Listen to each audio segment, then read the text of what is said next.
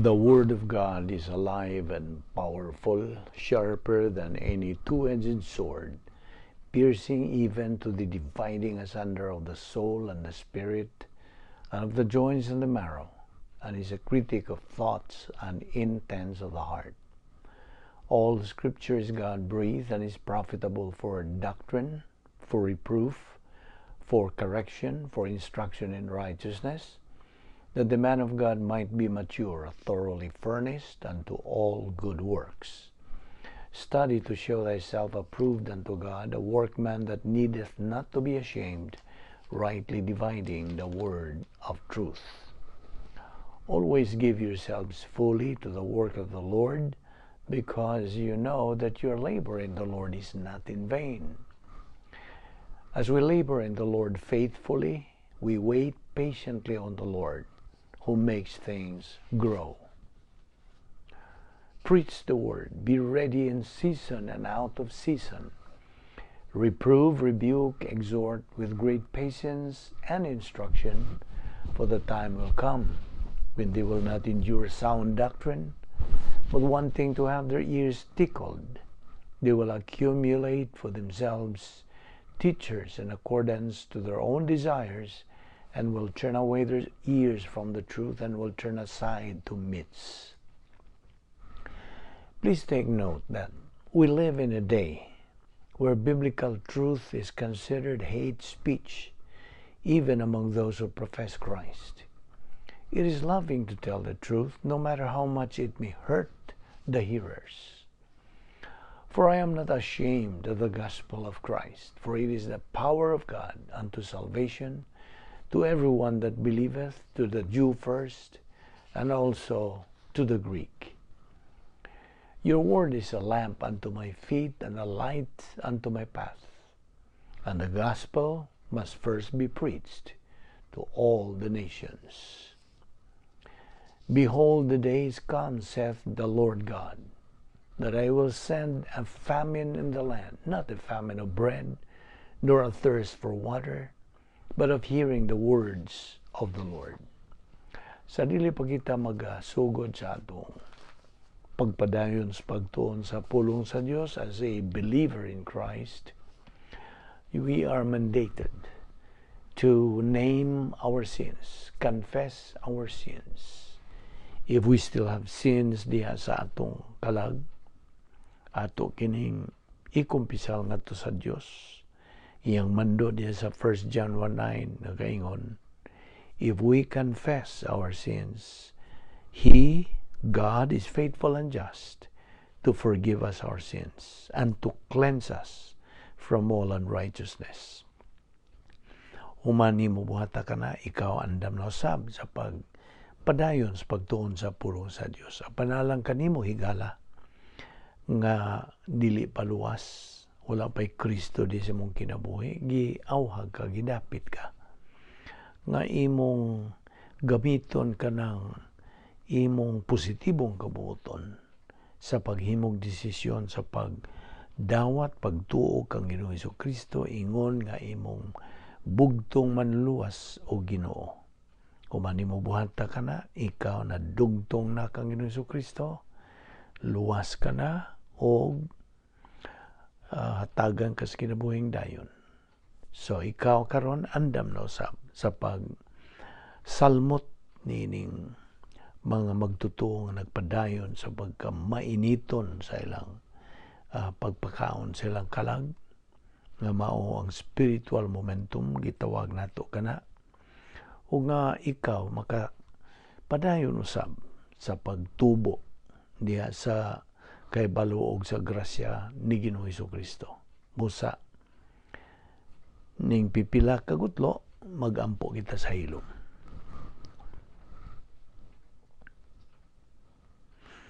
Let us pray. Amahan na mo nga Dios, nagapasalamat kami kanimo, nining lain usab nga gayon nga imong gihatag kanamo aron sa pagpadayon sa pagtuon sa imong pulong ning adlaw. Dasiga kami, awhaga kami o Diyos sa pagtutok niya ng imong igatudlo ka na mo ning adlaw. Tangtanga ang mga babag nga niya sa mong nauna, aron kami makadupot lang sa pagpunting sa among pagtagad o sa among pagpananaw ni mga butanga nga imong igatudlo kanamo. Pinagi sa paggahom sa Espiritu Santo. Kining tanan namong ipasalamatan sa ngalan ni Ginoong Hesukristo, among bugtong manluwas. Amen.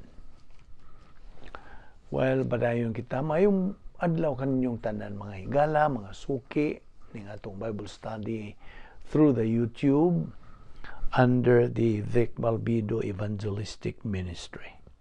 Karon ato'y padayon kining atong paghiskot nining pagtulunan nga giuluhan og how to be a winner in this life and in the next. Unsaon nato pagkahimong mananaog dinhi nining atong pagkinabuhi karon og sa sunod nato nga pagkinabuhi human nining kinabuhian. Og ato mang gi-define ang bahin nining maong pagtulunan nga to be a winner. Unsa man gyud ang usa ka mananaog. Okay? Ato naman kining hisgutan usab. The dictionary defines a winner as one who is successful, especially through a certain endeavor, through praiseworthy ability and hard work. So, usa kini siya ka tawo nga nagmalampuson, ilabi na pinagi sa mga pagkugi o pagpanlimbasog, pinagi sa nga angayang daygon, may katakos o gikugihan sa pagsugakod. A victor, especially in games and sports, sa paugnat sa kusog ba o sa duwa ba o lumba ba, or one that wins admiration, pagdaig, nahimo siyang dalaygon. Okay? So mo katong atong paghubad o pag-ingnon ta eksplikar bahin niining pagkamananaog. Okay, sa manggoy dili gustong mahimong mananaog. Way tao tingaling normal nga gusto siyang mahimong pildiro. Mao ni nga atong giduputas paghisgot. Okay. Aton namang tuki diha kanimo unsa ang matuod, tinuod nga mga yawi sa malampuson sa kinabuhi. The real keys of success in life. O atong gingon kanimo nga dili pinaagi sa mga steps suggested by any secular books. Labi na niya ng popular kayo nga how to win and influence people. Dili ka na mao ang recommended nga step. Ang una niini, kung buot kang mahimong mananaog, mao nga pagpaluwas, pinagi sa imong pagtuo lamang kang Kristo lamang. Get saved by faith in Christ alone. Acts 16:31. Human niya na, sunod nga lakang niya na, mao ang pagtubo na sa kahibalo ug sa grasya ni Ginoong Hesukristo. 2 Peter 3:18. O niya, gawas niya na, kinahanglan nga himuon na nimo ang pulong sa Dios nga mao imong pasiuna. Priority sa imong kinabuhi. Kinahanglan you have to expose yourself to doctrinal Bible studies like what we are doing. This is a doctrinal Bible study.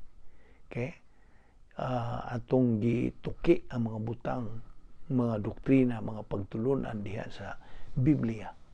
So, mao ka ng ikatulo. Ang ikaupat, ipahilo na ang imong kinabuhi o organize your life around God's Word.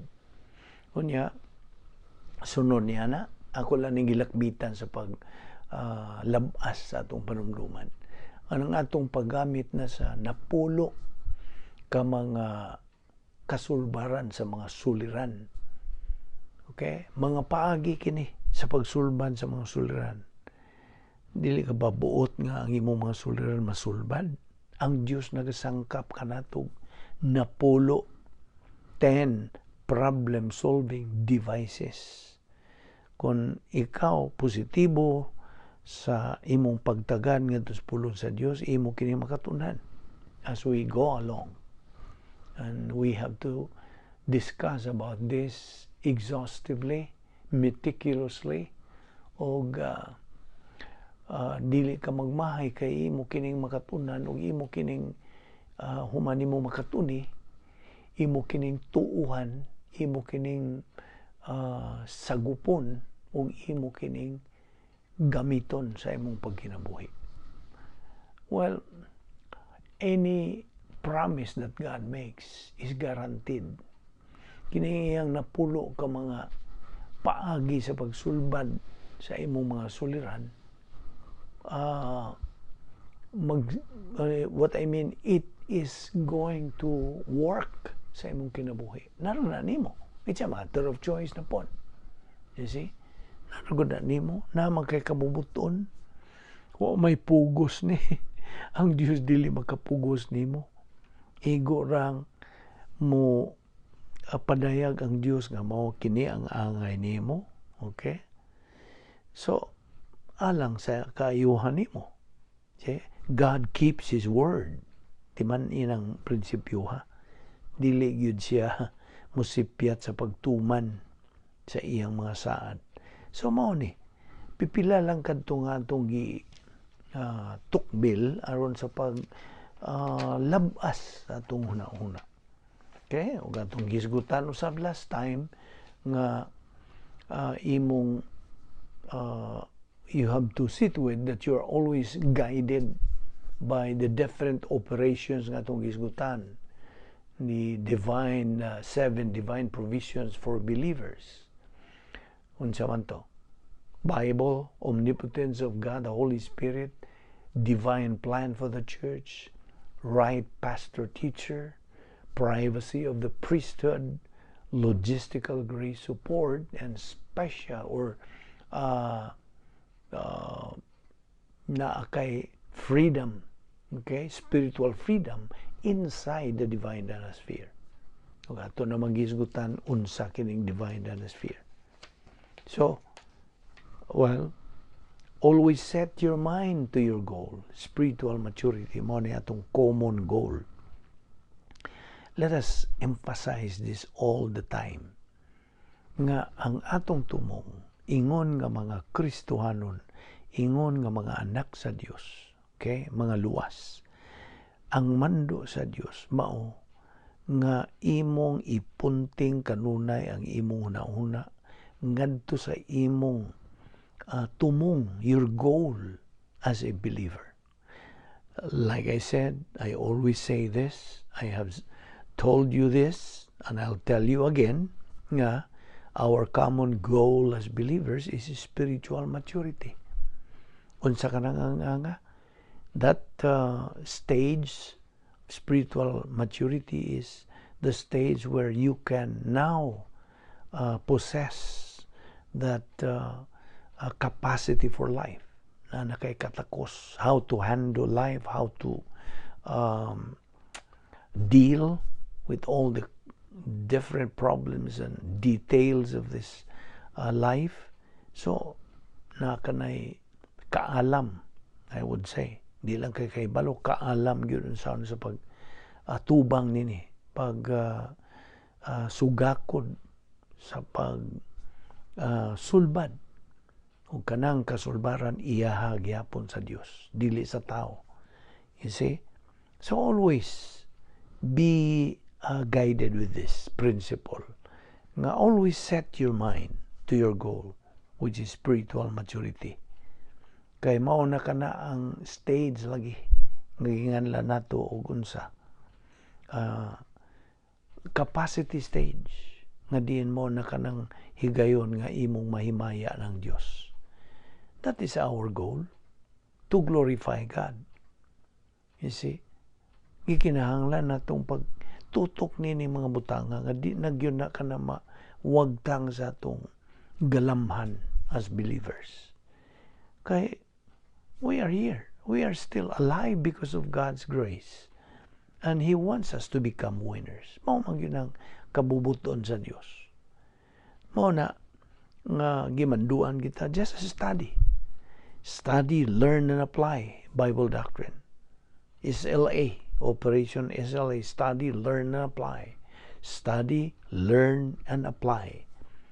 Pagtuon, pagkaton, paggamit sa pulong sa Diyos. Every moment of every day. And this is going to result to capacity for life, capacity for love, capacity for happiness, capacity for blessing. That's how to glorify God. So, yan ang imong kahimtang karon nga kabot ka na, nakatungtong ka na niya ng maong ang sa kapasidad or katakos, then you are now a winner believer. Di pa ka gusto niya na. You are able through the power of the Holy Spirit. Ayaw ginakalimti. Pinaagi sa gahom sa Espiritu Santo lamang. You are now able to think logically, to think rationally, sensibly. Thus, ikaw makahimo ka na to make good and right decisions in life. You are a good decision maker. Because you are doctrinally smart and spiritually mature, ikaw gitawag na sa Greek word nga nikaw. Sabot pasabot sa nikaw, an overcomer. You know how to identify, anticipate, prevent, and solve your problem in life. You are a problem solver, and as such, you are now a part of the nation's pivot. Unsa maning pivot? Mao gud ni ang nagapalig-on nining maong nasod. You see, pivot. Unya, you are a winner believer. Okay, that is your title now. So, do you want to become a winner in life? Kinsa may dili gusto gud, but the choice is all yours. Imuha yun ang tanan nga to make your decision on that. Now, nasayod na kita nga kitang mga magtotoo na ay daghan nga mga kaayuhan nga nadawat sa Dios, gikan sa Dios. O kinigisangkap niya alang sa atong paggamit. Dili lang kay balo lang ka na kutob diara sa atong una-una, kundi gamiton gyud na. Now, okay, akong balikon tong pangutana. How does a believer become useless to God? Ato ning balik-balikon aron di na gyud nimo kalimtan. How does a believer become useless to God? Unsa mang higayon na nga ang usa ka magtotoo, wa nay pos alang sa Dios. Di na may muslan sa Dios. Tubag? I know some of you can answer that. But ang tubag ra gyud nining pangutanaha, ang usa ka magtotoo mahimo lang wa nay pos, wa kapuslanan alang sa Dios sa diha, paminaw, sa diha nga siya magnegatibo sa iyang pagtagad sa pulong sa Dios. Meaning, he becomes negative to Bible doctrine. And therefore, muingon na siya nga, wa man ko'y panahon god. Busy man ko kayo. In other words, busy siya sa mga details of life. Dili siya busy sa pagtutok o dupot Dios, pagtuon sa pulong sa Dios. Nga naaraman unta diya ang mga kasulbaran kung na siya mga suliran giatubang sa kinabuhi.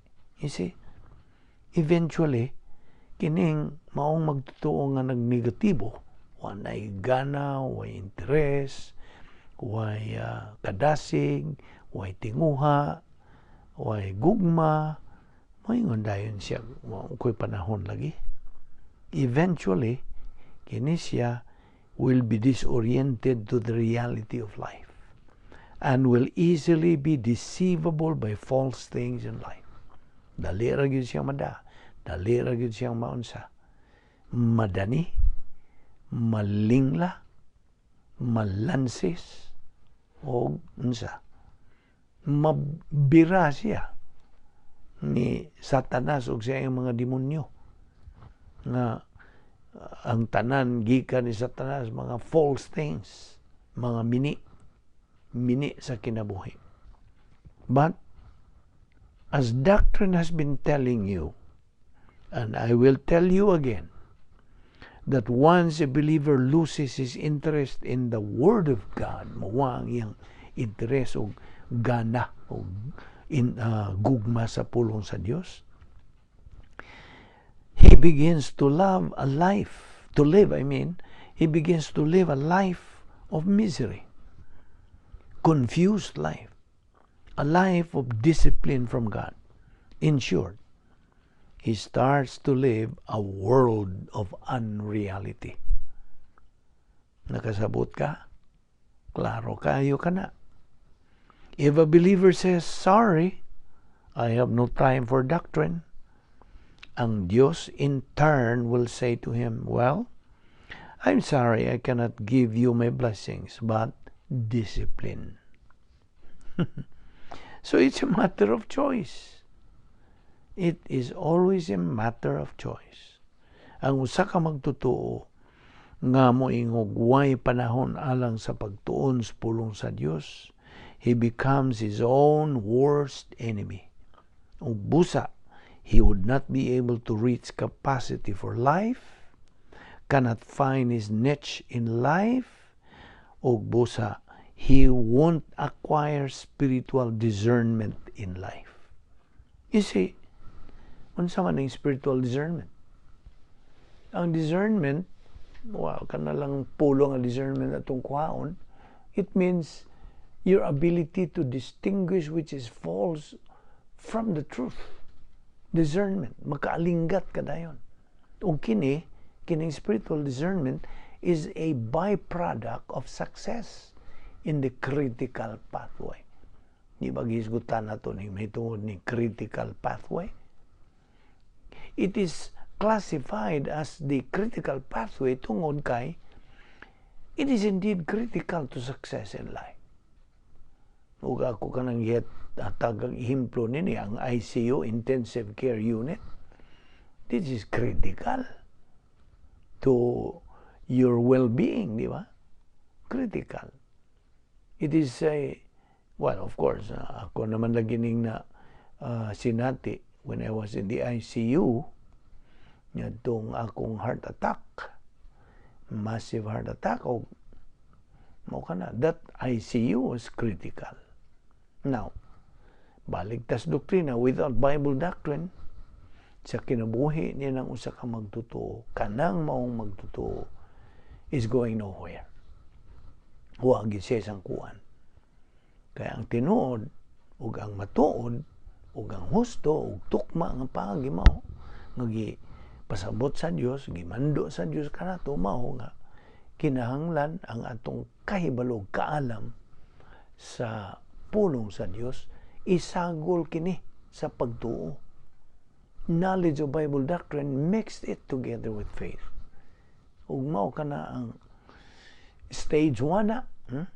Ang stage 1, una nga hugna function of the faithless life. Unsa tong Operation CTR under this faithless life? Ang faithless life, narabitaw ng faith, rest, life. Kinabuhi nga may pagtuo nga nagadala og pahulay. Naman na, faithless life. Mao ka na kung paghubad yan ang faithless life. Aron maklaro ni mo sa binisaya. So, mao ka na ang stage 1 function of the faithless life. Nga under ni ang atong guide nini o keyword nini mao ang Operation CTR. C stands for claim a promise. T stands for think of what God can do to your problem. O ang R, relax, because God is in control. Mo kana ang Operation CTR nga bahin kini sa faith rest life. Mo kana ang how to function in the faith rest life. O kini mag-produce kini diha sa frontal lobe o sa maong magtotoo ang usa ka kondisyon nga tinuod na gyud ang doktrina. Kondisyon kini nga diin ang doktrina mas tinuod pa than anything else. It produces divine viewpoint thinking, Diyos nun nga pangunahuna, or the biblical viewpoint or God's viewpoint. You see? Kanibawa naman nato duha ka klaseng viewpoint nining kalibutan na human o divine. Tawanon nga pangunahuna versus Diyos nun nga pangunahuna. Na atas taliwa, papilion tanini.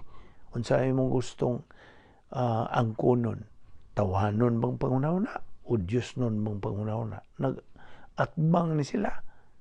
Na atas taliwa ang atong kaugalingong kahumuton gihatagag kahigayunan sa pagpili nining duha.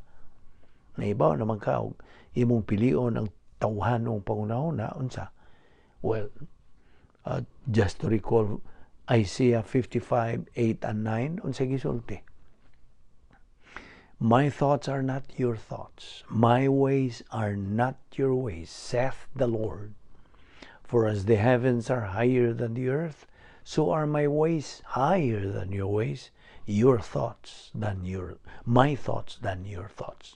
Mao kana Isaiah 55:8 and 9. Nga dili dili magkauyon, dili magkatakdo ang tawhanong pangunahuna o Diyos nung pangunahuna. See? So, kanang paggamit na nimo sa faith rest life, kana mag-produce in the frontal lobe of every believer the condition of doctrinal reality. The condition nga ang Bible doctrine is more real than anything else. O nag-produce ka na o Diyos nun nga pangunahuna o viewpoint, God's viewpoint. And once a believer possesses divine viewpoint thinking, musugod na siya sa pag-unsa, angkon niya ng spiritual power. And that's when he becomes dangerous. Dangerous na siya. Kaya nga naman, puno siyang doktrina, na siya'y kalig-on, kaisog, nga Diyos nun, dili ni tawhanon ha. May labot ni mga tawhanon nini. Na siya mga pangunahuna sa Diyos, nga mo na iyang gamiton siyang pangunahuna. Ang sa resulta? Ang resulta mo, ang Diyos nun nga binuhatan. Did you understand? Sa imong paghuna-huna sa Diyos, when you start thinking the thinking of God viewpoint, then ang resulta sa imong pagbuhat, sa imong functions kinabuhi, minsan unsa ka yano, okay? Usa ka simple activities in life. Bisag unsa ka luto ka ba sa imong pagkaon, nanilhig ka ba diya sa inyong bahay, o nag-vacuum, o unsa pa. Basta anything, any activity, ginamit nimo ang panghunahuna sa Dios, kanang maong binuhatan nimo, unsa, mo resulta, unsa, divine good. Mao ni madawat sa Dios. That's why, any career you are in, any profession, unsay imong functions kinabuhi, abogado ka ba, doktor ka ba, engineer ka ba, maestro ka ba, unsa diha, is your full-time Christian service. O gituyo kag butang niya ng imong trabaho, gituyo ka sa Dios o butang diha for a purpose. You see? Anything that happens in life has a purpose. See? Ayaw ginakalimti ka ng imong function, full-time Christian function in life. Full-time Christian service ka na nimo. Kaya gigamitan na nimo sa Diyos nung una-una. So, you start to possess your spiritual power na kay gahom. You see? Naon sa may gisulti diha sa Philippians 4:13. I can do all things through Christ which strengtheneth me. Dangerous ka na. Doon na ka na spiritual discernment. Doon na ka spiritual sensitivity. Ikaw, you are effectively fulfilling Category 1 will of God. Unsa maning Category 1 will of God? Well, under this, we have Operation VOG. Nanundong ka pa ba? O stands for unsa? V stands for viewpoint will of God. Viewpoint. Ang usa ka magtotoo, nagagamit niini, nagasunod niini, is now able to think the thinking of God, thus results in the fulfillment of Category 2 will of God, nga mao ang operational will of God. Okay? You are able as a believer to do the works of God, the purpose, the will, the mandates of God, fulfilling the key to become a winner believer, doing things as unto the Lord, and furthermore, kanang maong magtotoo who now has the spiritual power will be able to fulfill Category 3 will of God, nga mao'y sunod, geographical will of God. Kanang maong magtotoo is able to fulfill God's will for him to be or where to stay. Muna, akong baliko na ang Operation VOG. V stands for Viewpoint Will of God. This answers the question, what does God want me to think? Okay? Viewpoint Will of God. O, Operational Will of God. That answers the question, what does God want me to do? Ang viewpoint mo man ang what does God want me to think? Karong ang operational will of God is what does God want me to do? Unya, that believer is able to fulfill God's will for him to be or where to stay. That answers the question, where does God want me to be? Unsa asa man buot sa Dios nga akong adtuan o akong puyan. You see? Did you understand what I'm talking about? These are basic things nga gikinahanglan sa atong pagtutok, pagsabot niini. You see, kung ang usa ka magtotoo, mo apply na, mo gamit na sa doktrina ngadto sa kasinatian to experience. This is applied now ngadto sa iyang mental attitude, ngadto sa iyang motivation, iyang pagdasig, ngadto sa tongue, sa dila, o ngadto sa overt behavior pattern. Okay? O uban sa iyang paggamit sa doktrina to experience, kini mao'y makaproduce og spiritual growth sa imong pagtubo spirituhanon. This is what leads to the defeat of evil in that believer's life. Imo na masumpo, imo nang mapusgay ang dautan, the defeat of evil diha sa kinabuhi nila maong magtotoo nga mo resulta in the production of divine good. Mo ni resulta pod. Mo resulta sa pagbuhat na nimo og mga Dios nun nga binuhatan o ang imong palaabuton, your anticipation of grace blessing. Kaya mo abot mong yun na. Mao man gyud na ang process, you see. Once you apply Bible doctrine to experience, ma-produce ka ng spiritual growth, kasi mo na ni spiritual momentum. Now, kini mo lead to the defeat of evil sa kinabuhi ni na mo magtotoo o mo resulta sa imong pagbuhat o mga Diyos nung binuhatan o ang imong pagpaabot na sa grasya nga mga panalangin. It produces in the believer spiritual emotion, sama sa feeling of the spirit love, divine viewpoint hatred. Unsa man gyud ang divine viewpoint hatred? Mao ni inganlan og righteous indignation. Nga sa Efeso 4:26 nga nagaingon, be angry and sin not. Kasuko apan ayaw pagkasala. You see? Be angry and sin not. Abi nimo,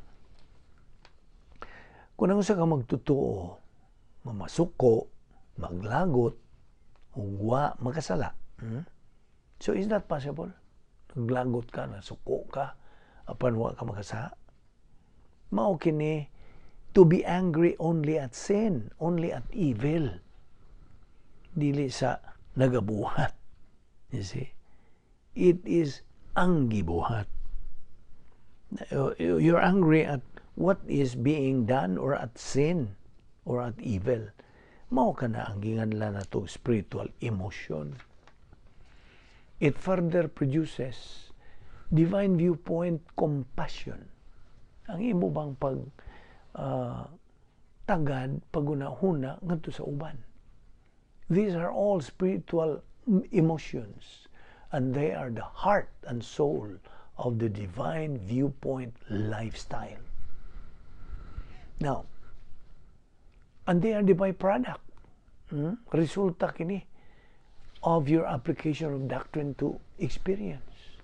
Mao kani ang mga sangputanan o dugang pagyon na application of Bible doctrine to experience produces niini spiritual self-esteem. Unsa ning spiritual self-esteem? Espirituhanon nga pagtamod sa imong kaugalingon. Pagtahod na sa imong kaugalingon. Mao na spiritual self-esteem. And this can only be acquired, paminaw, kini maangkon lamang pinagi sa imong pag-angkon sa doktrina, paghagop sa doktrina, pagtuon niya ng doktrina, ug sa paggamit niya na. Mao bitaw nang ayaw lagi kalimtin ning 10 problem solving devices nga gisangkap sa Dios kanato mga magtotoo. Nomdom kaniya to, Operation RFFGDPIHPO. Mao kanang R, rebound. F, filling of the Spirit. F, fellowship with God. G, unsa, grace orientation. D, doctrinal orientation. P, personal love for God. I, impersonal love for all mankind. H, inner happiness. P, personal sense of destiny. Ug ang O, occupation with Christ. Mao kana ang 10 problem solving devices nga gisangkap sa Dios kanato nga mga magtotoo. Kasabot ka? Now, this leads, musangpot gyapon kini ngadto sa utilization of the 10 problem solving devices. Kini bang imong pag-appropriate sa doktrina, pag-angkon sa doktrina, resulta kini sa imong paggamit sa 10 problem solving devices in life, diya sa imong kinabuhi. Gawas pa niya na resulta sa imong problem prevention, problem anticipation, problem identification of problem solving devices in life. It results in resulta ni og pagkaokupado nimo kang Ginoong Hesukristo. Occupation with Christ. persistency, consistency, and perseverance sa imong dawat, pag-angkon sa pagtulunan sa doktrina, doktrina sa Biblia. Kini mo ugmad, this develops sa category 1 love, love for God the Father. Mao nang category 1 love. Kaya ang love, ang gugma, dunay tulo ka categories. Ang una, category 1, love for God the Father. Category 2, love for right man, right woman. Gugma sa tukmang asawa o tukmang bana. O ang ikatulo, mao nga, love for all mankind. Okay? So, mao na yung 3 categories of love. So, persistency, consistency, and perseverance sa imong pag-angkon og doktrina, kini mo ugmad sa category 1 love, love for God the Father. O kini maugmad gihapon sa gugma alang sa pulong sa Dios. It motivates the believer to be pleasing to God. Pagpahimuot sa Dios. O kahimutan ka sa Dios. It motivates obedience to God. Nagadasig kanimo sa pagtuman sa mga mando, sugo sa Dios. O mo resulta kini in the worship of God, sa imong pagsimba na sa Dios. What do you mean by the way? What do you mean by worship of God? Mangutana ko kanimo. Sige lang kag worship o kay bao kun sa ibot pasabot. Kinahanglan atong masabtan kini. What do you mean by worship of God? Well, the worship of God, paminaw. The worship of God, ang pagsimba sa Dios, is the exaltation of the person, the character of God, and the plan of God. Including, of course, apil na nini, thanksgiving diha sa frontal lobe sa maong magtotoo. So, ako malikon, ang pagsimba sa Dios, usa ka pagtamod, pagtahod, paghatag og bili, paghatag og gibugaton. The exaltation of the person, the character of God, and the plan of God. Apil na niya ang pagpasalamat diha sa imong frontal lobe, ingon nga magtotoo. Niya pagyudugang mga resulta nini. Ikaw hiluna na gyud sa grasya. Mao naging alag doctrinal orientation. Ano mean sa doktrina? Nahiluna ka na sa doktrina. That is doctrinal orientation. Ikaduha, doctrinal objectivity. Ang imong objectivity, ang imong paghustong paminsar, pagtutok sa mga tao o sa mga butang. You see? Husto, tukma. Okay? That is doctrinal objectivity. Ang ikatulo, maong doctrinal confidence in God. Ang imong Diyos no nagyod nga pag-unsa, salig ngadto sa Diyos. Doctrinal. Ginamit ang pulong sa Diyos ang imong naugmad na diha kanimo tungod sa doktrina nga naa na diha sa imong galamhan. Mo resulta kini og pagsalig sa Diyos. You see? You have now trust. Remember Proverbs 3, 5, and 6. Trust in the Lord with all your heart and lean not on your own understanding. In all thy ways acknowledge Him and He shall direct your paths. Mao kana. Doctrinal confidence in God. So nun, doctrinal courage toward men. Na kay doktrinal nga kaisog sa imong pagatubang sa ubang tao. Okay?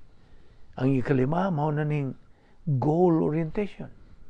Imong pagkahiluna na sa imong tumong sa kinabuhi. So, he now, kanang mao magtutong atong isugutan, he now is a believer who has finally figured out what he is trying to do in life. Na nagyod siya kasayuran, kaibaw, kaalam, unsa gyud iyang gibuhat hustong pagbuhat sa kinabuhi. Now, ayon ni kalimti, get this. Only Bible doctrine can give the proper orientation of the believer to know what he is trying to do in life. Plus, grace orientation or humility. Mo nilaingan sa grace orientation ang pagka-mapaunsanon. Plus, niya pa yun, inner beauty. Naanay imong katahum nga sulod nun, inner beauty. That's the development of true masculinity of the male and true femininity of the female. Okay? Ang umalikon. Inner beauty. Katahum nga sulod nun. Mao ka na naugmad na ang matuod nga masculinity of the man and true femininity of the woman. So, here is the establishment of that divine viewpoint lifestyle. And that, paminaw nini, that is God's goal for every believer. Samtag yun na pagayo. Mao yun na ang unsa. Mao ka na ang gipahilo na, giandam nga tumong sa matag magtotoo. Ang Diyos mo'y nagpahaluna nini. Kasabot ka? So, mao ni, the establishment of that divine viewpoint lifestyle, o that is God's goal for every believer. I repeat, He has two objectives or goal. Number one, the establishment of this divine viewpoint mental attitude lifestyle. And number two, of course, as a byproduct of that, mao ang production of divine good. Paminaw, when that believer, sa dihang kanang maong magtotoo, makakabot na ni ining maong stage or ang kanang maong magtotoo is now in a position where he is usable in the hands of God. So, may kapuslanan na siya. He is now usable.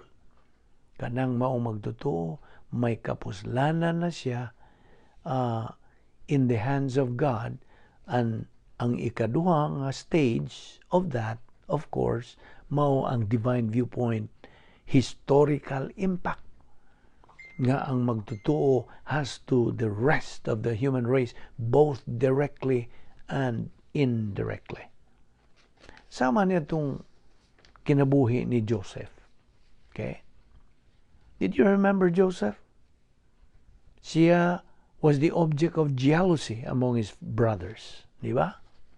Siya ang tumong sa ilang kasina. Nangasina sila ni Joseph, ni Jose. Ang iyang mga igsuon mismo. Why? Nga naman. Nga naman nangasina mo sila. Tungod kay si Joseph has been impacting everybody in his life. Especially his own brothers who were carnal and reversionistic. Mga carnal, mga sila. Iyang mga igsuon. Niya si Joseph nagmapadinayunon kayo sa pagtubo niya sa iyang kalag. Pinagis pagtuon sa pulong sa Diyos. Si Joseph got saved very young. Bata pa siyang naluwas. He got interested in doctrine very young. Na-interesado siya. May kahingaw o may tinguha na siya. May gana na siya sa doktrina. Sa bata pa siya. Unlike his father kasi may amahan ni Joseph. Si Jacob. Unlike his father Jacob, who was operating without doctrine in most of his life. Kinabuhi siya kaway doktrina. Kato si Jacob, iyang amahan. Joseph had to go with it alone. Nusara lagi siya sa iyang pagka-mainiton sa pagtuon sa pulong sa Diyos. That's okay for him. because he stands in the principle of one with God is a one. Ano sa manang prinsipyo ha? One with God is a majority. Siya ang mayoriya. Bisag siya ang usa nag-inusara sa ilang pamilya. And so, he did just that. Na uswag siya, promoted to be the chief shepherd, to be the administrator of his father's affairs. Sa dihang nagpangidaron pa to siya 17 anyos, 17 years of age. Gi-promote siya over those of his older brothers who were more than twice of his age. Some of them were. Kaya mga maguwang niya. O kining iyang mga igsuod, nasuko sila sa doktrina. They hated doctrine. Wa sila kainit. Murag suko lang sila sa doktrina. Katong iyang mga igsuong maguwang. His older brothers did. They got this attitude from their dad, nga si Jacob. Ilang na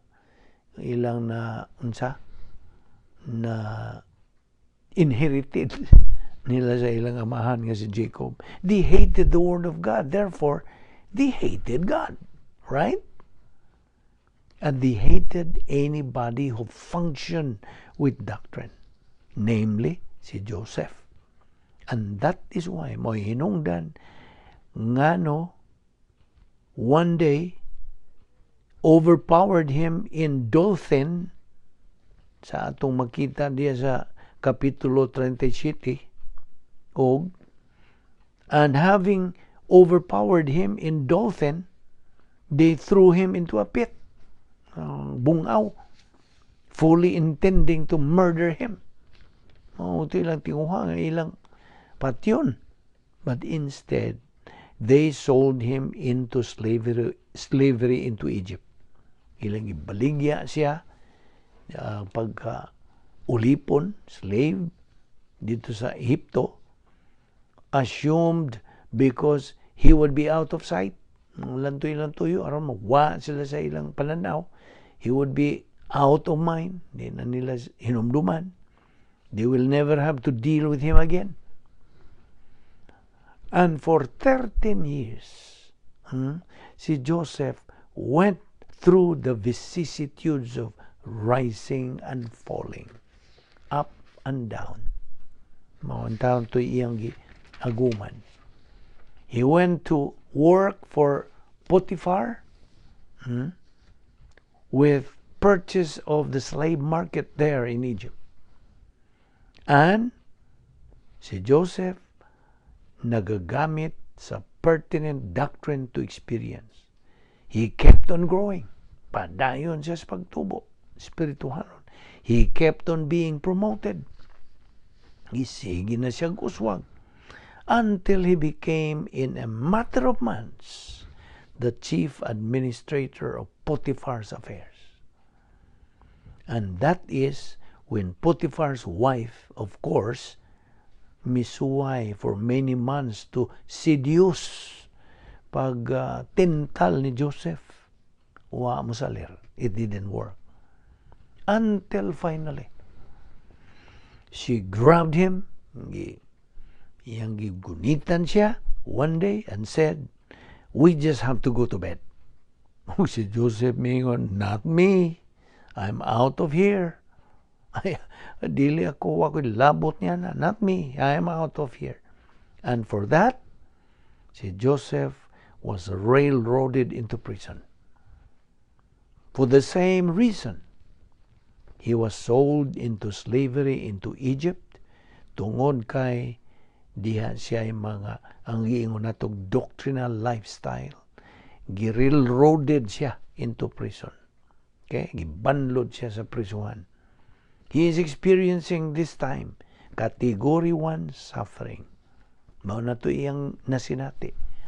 Kaya ibaw ka kung sa itong Category 1 suffering, it is the suffering according to the will of God.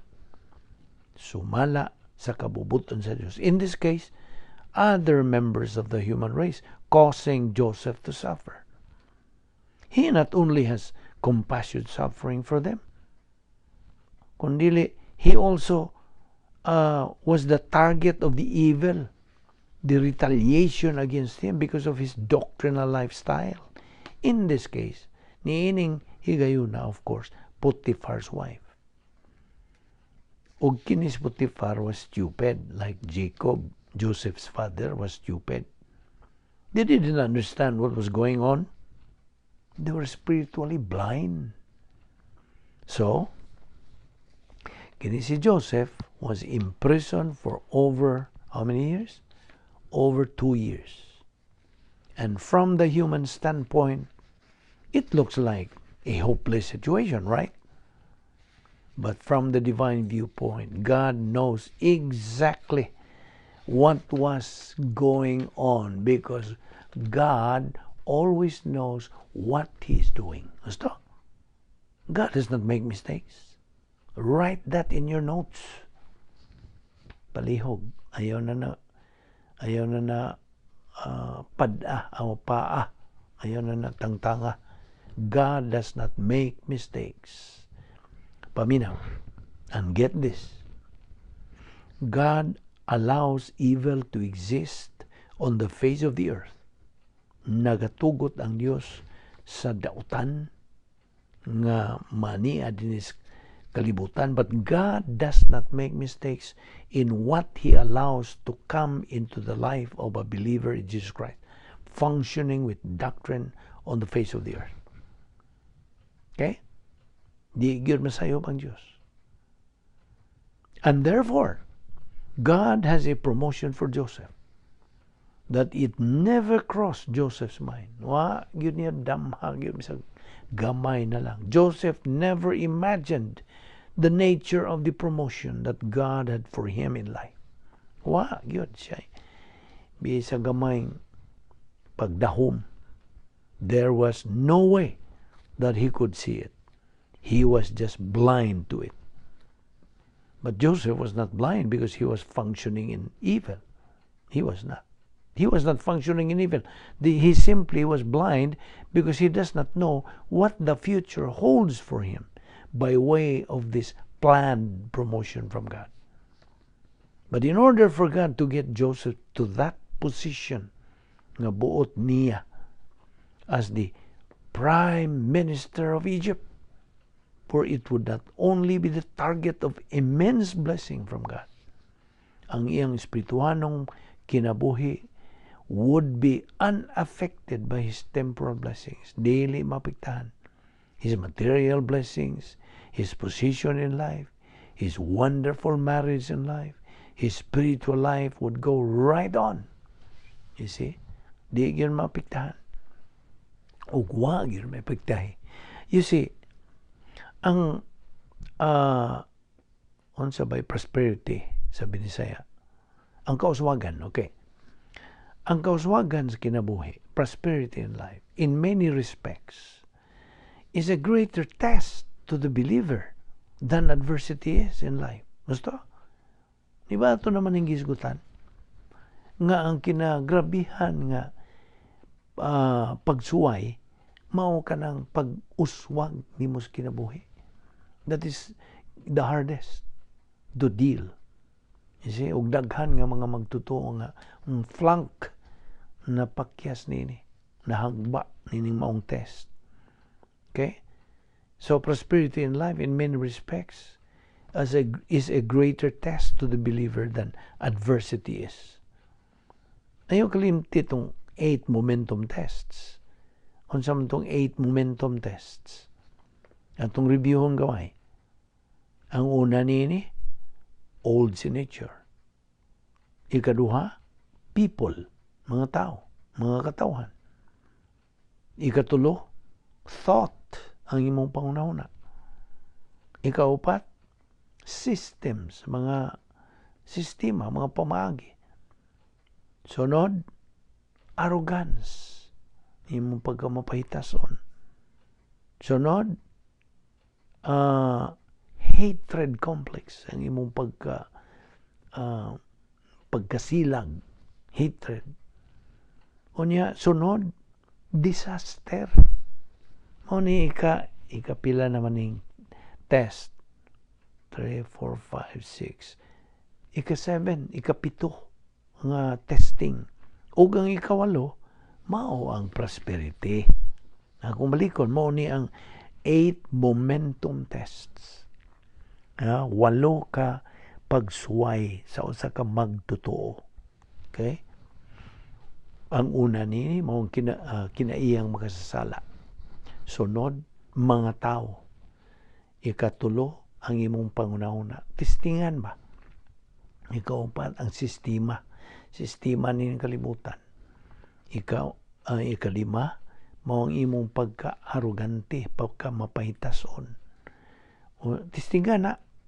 Nya ang sunod, mao ang imong pagkalagot. Testingan gina. Nga malagot ka. O niya, sunod na, disaster na. Mga katalagman na.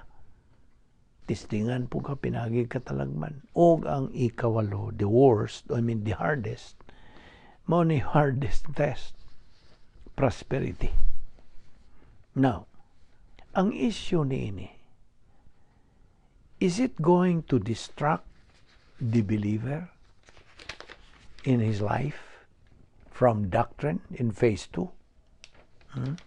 Mao na pangutana, is it going to distract, maka-disturbo ba na niya, maka-balda ba na niya sa iyang pagtutok sa doktrina in phase 2? Joseph kept right on doctrine. But dayon siya, he was keeping on. He never missed a heartbeat of doctrine, of his occupation with doctrine. Okupado na siya sa doktrina, of his divine viewpoint, mental attitude in prosperity. He never missed it in adversity as well. So, Joseph was promoted to become the prime minister of Egypt. Sa pangindaron nga unsa? Hinumdum ka? Pilay edad ni Joseph? 30 years old. 30 anyos. Just try to imagine that. So abrupt and sudden kind of promotion. Kalit gyud kayo. Principle. Prinsipyo. Ayaw kalimtin eh. Only God is the true, genuine source of promotion in life. Balikon ko. Only God is the true, genuine source of promotion in life. Onya, under this principle also, another principle comes up. God promotes the humble. Meaning, grace-oriented, spirit-filled, nga magtotoo. God promotes the humble believer, but demotes the proud believer. Ano sa kaning mga proud believers? Arrogant, self-righteous. Mga mapahitason o matarong silang kaugalingon nga mga magtotoo. Ayaw kalimtikin ng prinsipyo, bahin ini. The way up is the way down. Repeat, the way up is the way down. He who exalts himself shall be humbled. He who humbles himself shall be exalted. Na ni mo makita kini sa Mateo 23:12, Lucas 14:11 o sa Lucas 18:14. Sa Santiago Kapitulo 4, versikulo 6, God resists the proud, but gives grace to the humble. This is all about humility. Kini virtud o inunta mithi. I hope that is the right Visayan word. Mithi nga Kristohanon. Dinhi lang una kita kutob ni na atong paghisgot nini, atong ipadayon kini ugma. Ayaw kalimot sa pagsunod nini, ayaw sipyata ang sumpay nini atong pagtulunan nga na daghan kayong mga pagtulunan nga atong sarang magamit sa atong Kristohanong pagkinabuhi nga adlaw-adlaw ginahulga ngayon ang atong Kristohanong pagkinabuhi, because the Christian life is always or is constant struggle. Basta adlaw-adlaw, moment by moment, nagatubang kita mga suliran o sa pang mga gumunhap o kung wa kay doktrina, wa kay magamit. You see? Mao na nga produkto ra po kasi imong desisyon. You see? Mao na kanunay yun ang maong prinsipyo mo tigbabaw. Man is always a product of his decision. Magampo ta. Amahan na mo nga Diyos, nagpasalamat kami kanimo nining imong dugang sa pagtudlo kanamo ang mga bertod nga angay namong masinati o Diyos pinagi sa among pagtubo niya sa among mga pulong. Dili na mo kini panag-iya kung wala kami kainit, kung kami tinguha, wala kami gana o interes sa imong mga pulong. Kung sa dasiga kami kanunay o Diyos, pagpadayon sa among spiritual momentum, hangtod nga among makabot ang among common goal as your children, which is capacity for life, capacity for love, for blessings, for happiness. Salamat ning tanan o Diyos, ubani kami sa among pagbuwag-buwag ikan dining dapita o giyahe kami, dada kami pagbalik ugma dinhi sa among pagpadayon sa pagtuon sa imong balaang pulong, ing tanan namong gipasalamatan sa ngalan ni Ginoong Hesukristo, among bugtong manluluwas. Amen.